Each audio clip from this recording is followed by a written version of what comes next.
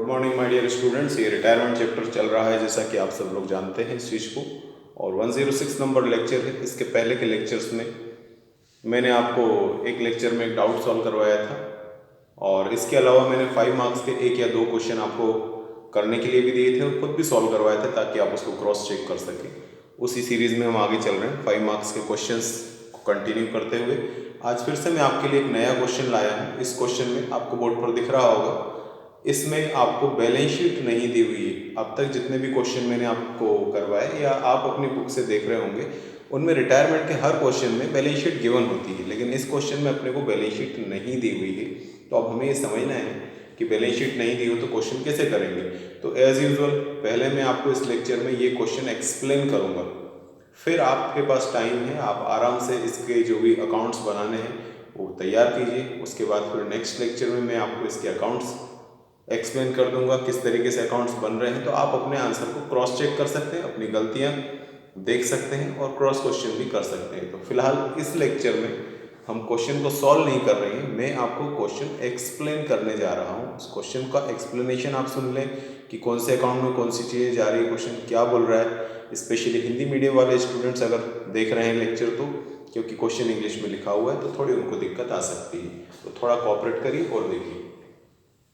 Question बोल रहा है A B C are partners in 3:2:1। यहाँ पर मीडियम का कोई मैटर ही नहीं है, सीधी सीधी लैंग्वेज है कि ए बी सी 3 पार्टनर्स है और उनका रेशियो दिया है 3:2:1। 3:1 का मतलब होता है 3/6, 2/6, 1/6। यहाँ तक तो कुछ स्पेशल बात नहीं है। There capitals are 6,000, 5,000, 4,000। Normally question में बैलेंस शीट दी होती थी, बैलेंस शीट दी होती थी तो आप लाइबिलिटी साइड से कैपिटल को सीधे सीधे देख सकते थे। अब इस क्वेश्चन की थर्ड लाइन सेकंड लाइन में अपने को लिख कर दिया है कि देयर कैपिटल्स, मतलब उनकी कैपिटल जो है वो 6,000, 5,000 और 4,000 रुपये। तो आप वैसे बैलेंस शीट से कैपिटल को उठाकर अपने अकाउंट्स में डालते थे, अब यहाँ सीधे लैंग्वेज में मिल गई, यहाँ से उठाकर ट्रांसफर कर दो। हमें बैलेंस शीट गिवन है, इसका कोई लेना देना नहीं, क्योंकि हमें पूरी बैलेंस शीट से तो कोई मतलब ही नहीं होता है। हमें उस बैलेंस शीट में से 3 to 4 आइटम्स की ज़रूरत होती है बस। तो वो आइटम्स हमें यहाँ भी कहीं ना कहीं लैंग्वेज में मिल जाएंगे और उनको बस देखकर समझना है अपने को। जैसे पहला फिगर मिल गया हमें कैपिटल, तो जिन लोगों को भी याद है कैपिटल अकाउंट में जाता है, बाय साइड बैलेंस बीडी कर लिखते हैं। बाकी जब मैं क्वेश्चन करवाऊंगा तो समझा दूंगा। गुडविल वैल्यूड 4,500, ये वर्ड मिल गया अपने को। वैल्यूड हिंदी में आप इसको मूल्यांकित बोलते हैं, तो आपको वैल्यूड गुडविल मिली है।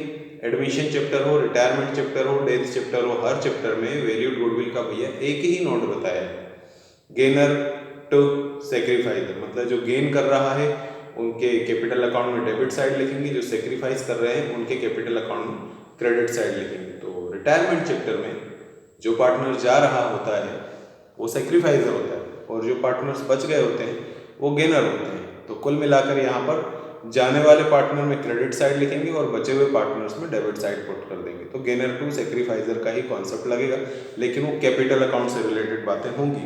तो अब तक हमें कैपिटल मिल गई है जो हम कैपिटल अकाउंट में डालेंगे, हमें एक रेशियो भी मिला है जिसकी ज़रूरत पड़ेगी कहीं ना कहीं। इसके अलावा हमें वैल्यूड गुडविल मिली है जिसपे हम जाने वाले के क्रेडिट में लिख देंगे और उसी अमाउंट को बचे हुए पार्टनर्स के डेबिट में भी लिख देंगे। आगे चलते हैं। On the basis of revaluation machine and stock reduce by 1,200 at 800। On the basis of revaluation मतलब इन लोगों ने एसेट्स और लायबिलिटीज का दोबारा मार्केट में कीमत पता की होगी, रिवैल्यू किया होगा, पुनर्मूल्यांकन किया होगा, और उसके बेस पर इनको पता चल रहा है कि मशीन जो कि एसेट्स होती है, स्टॉक जो कि एसेट्स होता है, 12th के स्टूडेंट को इतना पता होना चाहिए कि कौन सी चीज़ एसेट्स है कौन सी लायबिलिटी। तो मशीन और स्टॉक दोनों एसेट्स हैं और इनकी वैल्यू मैंने अंडरलाइन कर दी है, रिड्यूस मतलब इनकी वैल्यू कम हो गई है। एसेट्स की वैल्यू बढ़ना या कम होना, लायबिलिटीज की वैल्यू बढ़ना या कम होना, ये रिवैल्यूएशन अकाउंट से रिलेट करता है। तो आपको देखना है कि रिवैल्यूएशन अकाउंट ये लॉस हो रहा है, प्रॉपर्टी की वैल्यू कम होना फायदा तो नहीं, लॉस है, तो इसको रिवैल्यूएशन अकाउंट में डेबिट साइड पुट करेंगे। जो आपका काम है आप कर रखिएगा, जब मैं सॉल्व करवाऊँ तो क्रॉस चेक करिएगा। प्रोविजन फॉर डाउटफुल डेट्स 280, ये भी हर क्वेश्चन में आया है, कोई नई बात नहीं है। प्रोविजन फॉर डाउटफुल डेट्स का मतलब है कि जो डेटर्स हैं उनकी वैल्यू कम हो गई। डेटर्स भी हमारी एसेट्स होती हैं और एसेट्स की वैल्यू कम होना फायदा नहीं है, नुकसान है। तो ये भी जैसे मशीन डेबिट में आएगी, स्टॉक डेबिट में आएगा, वैसे प्रोविजन फॉर डाउटफुल डेट्स भी रिवैल्यूएशन अकाउंट के डेबिट में ही डालेंगे। इन चीज़ों को सुनकर याद नहीं किए, इन चीज़ों को समझिए कि फायदा हो रहा है या नुकसान, रूट को पकड़ो तो ज़्यादा बेहतर रहेगा। क्रेडिटर्स तो लाइबिलिटी होते हैं।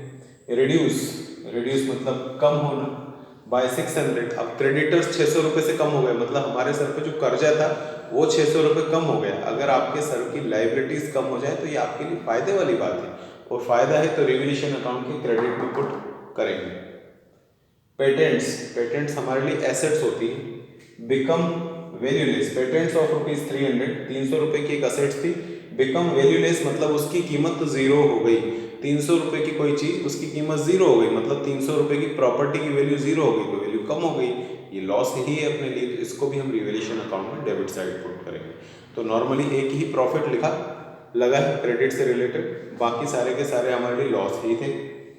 अब बोल रहा है prepare profit and loss adjustment account. तो अगर क्वेश्चन बोल रहा है profit and loss adjustment account बनाइए, तो आप यहाँ पर रिवैल्यूएशन वर्ड एग्जाम में न लिखें। आप यहाँ पर बनेगा तो रिवैल्यूएशन अकाउंट ही, लेकिन नाम क्या लिखेंगे, profit and loss adjustment account. And partners capital account, तो जैसे हम कैपिटल अकाउंट बनाते हैं वैसे आपको बनाना है, रिवैल्यूएशन अकाउंट बनाना है। फिलहाल आप अपना टाइम ले लीजिए और रिवैल्यूएशन अकाउंट मतलब P&L एडजस्टमेंट अकाउंट तैयार कीजिए। नेक्स्ट लेक्चर में मैं आपको P&L एडजस्टमेंट अकाउंट पूरा सॉल्व कर दिखाऊंगा, तो आप अपने आंसर को क्रॉस चेक कर लीजिएगा। यही एक बेहतर तरीका है ऑनलाइन क्लास में कि आप टाइम लें, और क्वेश्चन जो मैंने एक्सप्लेन करने में टाइम लगाया है वो इसीलिए लगाया है, उसका यूज़ करें आप। कि अगर मैं सिर्फ क्वेश्चन ही एक्सप्लेन करने के लिए एक वीडियो तैयार कर रहा हूँ, तो आपने क्वेश्चन सुन लिया, समझ लिया, अब आप अपने फ़ायदे का काम करें कि आप इस क्वेश्चन को समझकर रिवैल्यूएशन अकाउंट का फॉर्मेट आपको ध्यान में होना चाहिए। उस फॉर्मेट के बेस पर आपको रिवैल्यूएशन अकाउंट तैयार करना है। फिर अपन नेक्स्ट लेक्चर में मिलेंगे, तो मैं आपको रिवैल्यूएशन अकाउंट तैयार कर भी बता दूंगा, क्रॉस चेकिंग हो जाएगी। तो सिर्फ वीडियोस को देखें नहीं कि टीचर सॉल्व कर रहा है और हम देख रहे हैं, इससे काम बिल्कुल भी नहीं होने वाला है, सब कुछ खराब हो जाएगा। तो आप अपना टाइम लीजिए और स्टार्ट कर दीजिए। नेक्स्ट लेक्चर में मिल रहा हूँ आपसे।